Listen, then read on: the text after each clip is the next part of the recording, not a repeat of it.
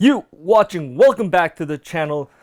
Today, another broke millennial reacts, as in me. I saw another MSNBC Millennial Money episode drop, so gotta get on to it.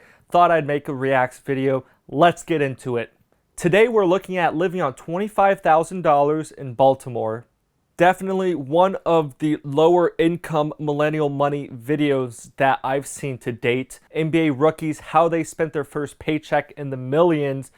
So now, during all this economic uncertainty, economic crisis, tons of people have lost their jobs. And even without the whole economic issue, there are millions of people out there just on the everyday level that even before this pandemic were struggling economically, and I thought this video would give a more relatable or realistic depiction of real life out there. And the goal for me for this series was to look at real people and how they spend their money, what their personal finances are like, to take lessons, learn from them, talk about what they're doing, some things they can improve on, something that they're doing well. Here, I know on YouTube, when we talk about personal finance, people who are pretty well off in their personal finance situations, understanding that that is not the case for most people out there.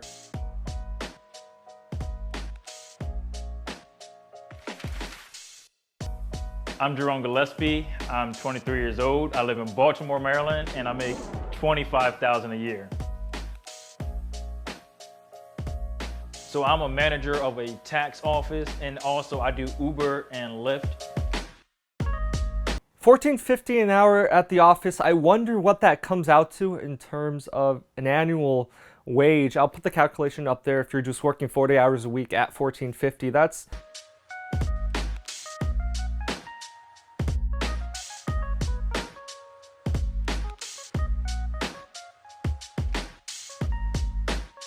This year, since I was only doing pretty much taxes, that kind of lowered my income because, believe it or not, I actually make more money doing Uber and Lyft a lot of the times than when I do doing taxes. The tax season got extended, so I was doing that more often, but I really like doing taxes though because it gives me more knowledge or, human capital, so to speak. So that can actually help me in my future more than probably. okay, so it looks like the other job might just be like a temporary or part-time job. He's doing mostly on Lyft, but good point right there. You're working in a tax office. If that's something you like, there are probably tons of people there that can teach you about it. I know getting the CPA requires you to take some courses, so you might not be able to just take that exam, but if he wants to become an accountant or do something more technical, something that he can get paid a little bit more, he's definitely putting himself in a good position, and he recognizes that he can learn to try to help himself and boost his earning potential. Doing Uber and Lyft can.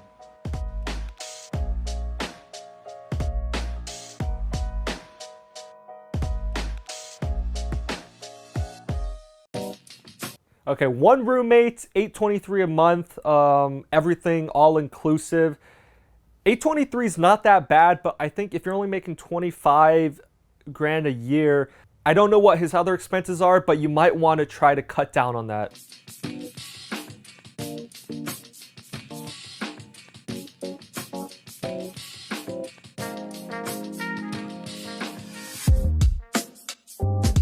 Seeing an eviction notice or like getting the lights or electric turned off, it didn't really bother me because I knew that they were going to be coming back on sometime soon. But to me, I felt like those were just things that happened every once in a while. Perhaps maybe that was the reason why ever since I was a little kid, I was extremely frugal and tight with my money. It's a nice town, has a nice scenery, but the people in that area were very, very racist growing up. It did definitely hurt my confidence as a person. When you're raised there for so long, you start to think that that's kind of just how the entire everyone is. And I realized that that's not really the case, and that I slowly but surely over time regained that confidence that was lost from being there.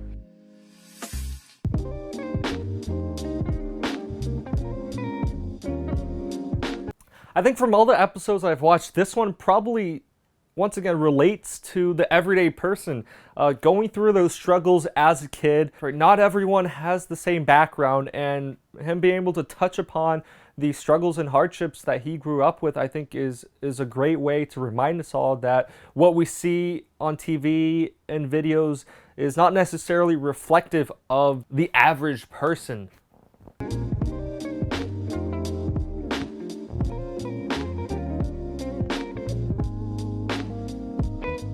I was living with my girlfriend at the time, and her roommate didn't want me there. So to keep the peace, I really had nowhere else to go because I was waiting to move in with my brother. I had to sleep in my 1993 Firebird Pontiac, and it was very small. The window was broke, so it kind of started getting cold in August and September. I was going to class, I was working in the afternoons, and I was sleeping in my car at night. At the end of the day, it gave me a wonderful opportunity to save money.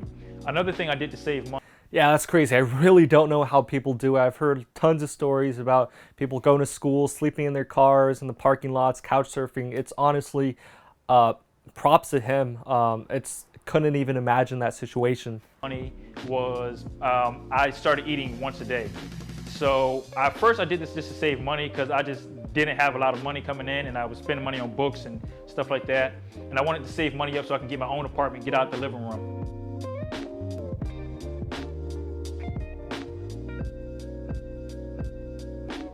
But what I did with that money that I saved on food is I started investing in stocks and ETFs and stuff like that. So that money started to grow. So I wasn't just holding on. I guess you got to do what you got to do. If you only have so much money, that could be another way to save money. But also make sure you're taking care of yourself, your body. If that money, but I was growing that money, and eventually I used that money that was growing to pay down debt and other stuff like that. Interesting point there. He was using his savings to invest to pay down money. Also, quick reminder, just be careful, especially now since the market is so crazy. It might be better to just take that savings and pay down that debt immediately with stocks and the market. I'm assuming he's not waiting 10, 20 years investing. He's probably investing in a couple months, short time frame. If he had his money in the markets early this year, that would have put him way behind. So think about your goals, your investments. If you are using that money now, make sure that you're being rather conservative. I don't really consider myself as a budgeter. I don't really budget. I just have a natural tendency to not want to spend money. But as far as tracking things, I do try to track all of my income and my expenses on like an income statement. And then also I do a balance sheet at the end of every month. I recently started categorizing my expenses, and also I kind of track. Okay, let's break this down. Obviously, housing the most, $823. With the roommate, not too bad. I'm assuming he probably doesn't have too much to eat out, so 200 groceries for a month isn't too bad. Phone, 67. Okay, it says personal and business. I would have said that would be a little high for just one line. So I'm assuming transportation increases when he drives for Uber or Lyft. He can probably lump that into like his business calculations if he's using gas or maintenance costs. Probably just deduct that from the amount he's earning. So far here, you can see that he obviously doesn't have a lot to spend. The big part missing here is that savings portion. He said he's able to save. I'm curious to see how much that is. But compared with the other videos, other people had even a couple hundred or a couple thousand to save. What we think about here now is the comparison. When you make more, it's really easy to save more, even if you can spend more. If I'm making $200,000 a year, I can spend $3,000 a year and still save another couple thousand. So this is a great example of really stretching the dollar, stretching your budget.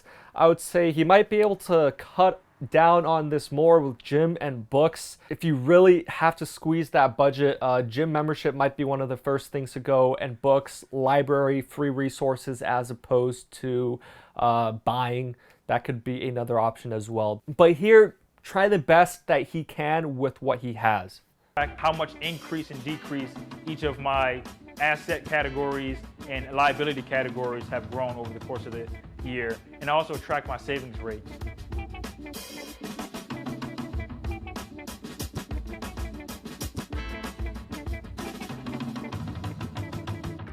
Yeah, it says 10 grand a year, so 800 a month. He's only spending 1,200, so I wish they would put that into. Now, savings isn't an expense, but I really want to see how they break that down.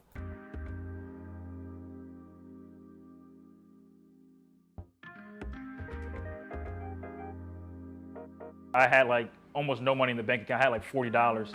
That was like in 2017. I just decided that I was never going to have less than $100 in my bank account ever again in my life. I just started buying stocks, and I just started researching companies and trying to figure out what I need to do to make intelligent investments. Eventually, I learned about a Roth IRA. And basically, the Roth IRA was another thing that I started putting money into. I mean, it seemed like a wonderful deal. I love making tax-free money, so I decided just to put money in there.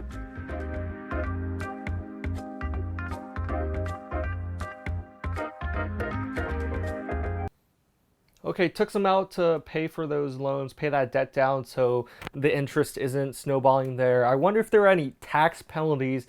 And when he talks about investing, I'm assuming he's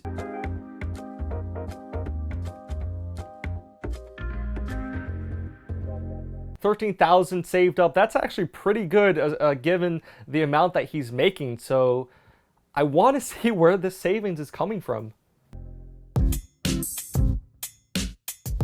When I was in 8th grade, I was diagnosed with a heart condition that was potentially deadly. And the doctor said that if you exercise real hard, you could die at any moment. So I continued exercising hard and continued living my life the way that I wanted to live my life. I never really thought that I would make it past high school because, in 8th grade, they told me that I could die at any moment. After that situation happened and I actually got to the point where I was graduating high school, I was kind of like in shock because I never really thought about what I wanted to do after high school. So I kind of just went into college like with just empty-handed, not really thinking about what I had wanted to do throughout high school. I kind of went undecided. I decided to go with Spanish because I could graduate in like 2 semesters. But I didn't feel like Spanish was really what was going to help me get to where I was going in life, and it just didn't seem like that would be a very good return on investment. I saw the student loan hit $30,000, and at that point I realized I need to sit back and really think about what I want out of life, what I want to achieve, and what direction I want to go before I stack up another $30,000, $40,000 in student loan debt.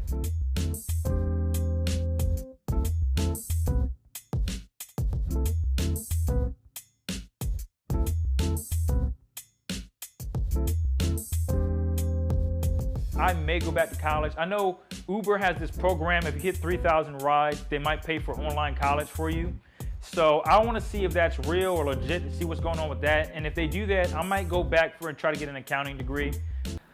Okay, that's a great point about college. The ongoing debate and discussion between is college worth it, the growing cost of a college education versus the stagnant wages. Is it worth it, especially in this job market? He brings up some good points that if you're going into college, you should really think about what kind of value it can give you, where you're trying to go in life. Some things you might need a college degree, you might need those connections. Other things you probably don't. You can go to a 2-year community or JUCO, get out of there and just start right away. Some things, thinking about a realtor or professional trades, you don't really need that 4-year degree to get started on your feet, and you can make a pretty good living for yourself.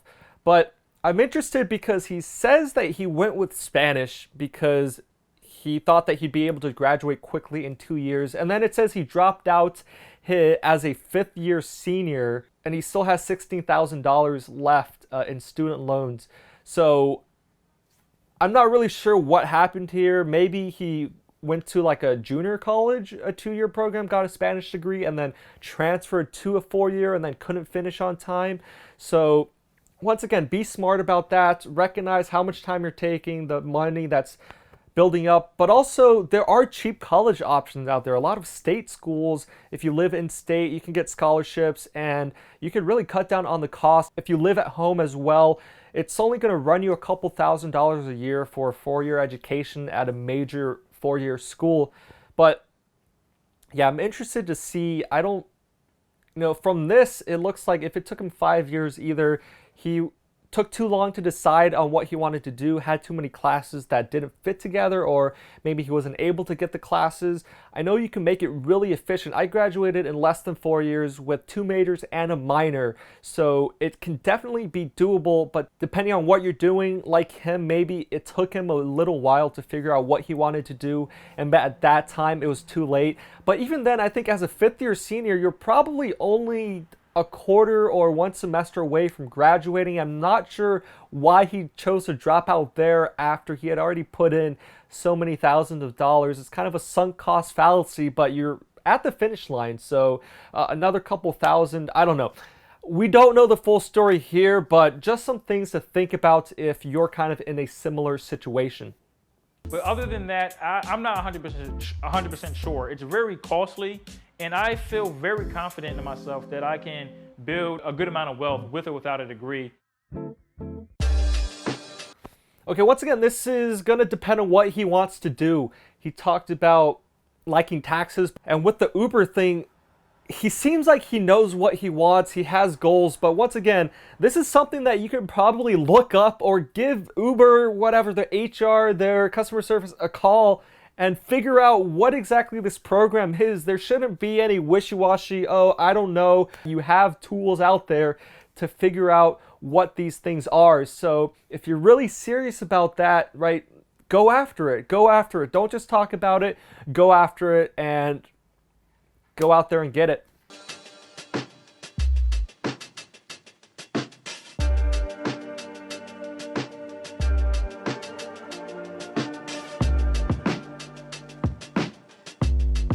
I figured the interest rate was 3.75%. I could almost guarantee, based off my calculations, get a higher return on investment than 3.75%, either with Uber and Lyft or some other endeavor.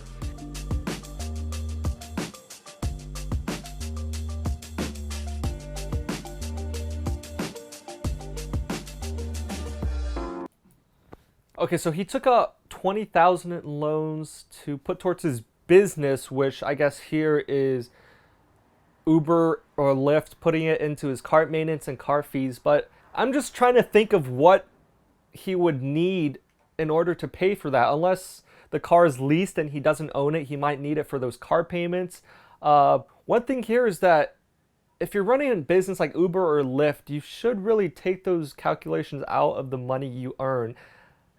As long as you can make more than you earn, there shouldn't be really a problem. He talks about the interest rate and the repayment, but it's not like you're investing this into opening up a business or investing this into the market, getting a return where you need that capital to start a business. But here, I don't really think with Uber you really need money to get it going.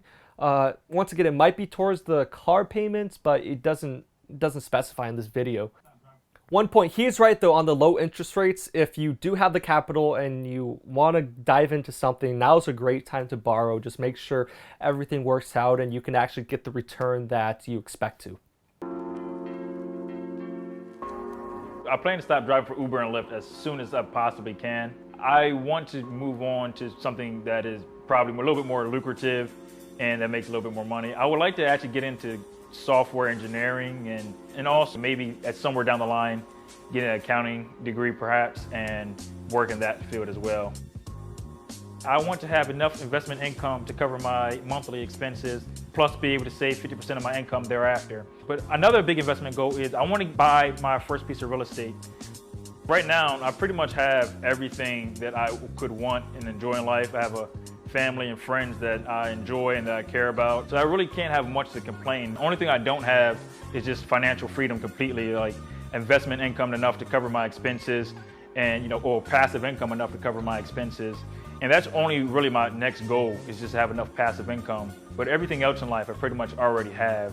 The only thing that income could do is help me reach that goal a little bit faster. Right about now, I am thanking myself every single day for that decision that I made to sleep on that couch, to eat once a day, to live that lifestyle so I don't have to live that lifestyle ever again. Okay, it looks like he's a really big R/personal finance guy. Hit all the talking points, rental investment property, passive income, living off of that, which is great. But right now, his main thing is to figure out what he wants to do. Software engineering, obviously a very lucrative career. And something that if you're good at it, you might not need a degree if you have good experience and good projects to back it up. But the only thing is, he mentioned it, having financial freedom. So if you're spending most of your day working at that tax firm as the office manager or driving Uber and Lyft, you don't have time to study or work on your projects. So right now during this pandemic, it might even be worth it. He said he had a good family and support. Move back home, right? Cut down on the rent or living expenses and use that, put that towards either going back to school, finishing off that degree, or studying software engineering, working on coding, learning that. Lots of free resources you can do to learn yourself and try to build from there. So it looks like he has a goal, he knows where he wants to go, but just needs some time and money to get it done. So I wish the best for him. That's all I had for you today, this video. Comment down below any comments, suggestions, what situations you're in, other videos you want me to react to. Give it a like if you liked it. Subscribe to the channel if you're not subscribed already. Really appreciate the support. Thanks for watching. This was Broke Millennial Reacts, another episode coming your way. Peace.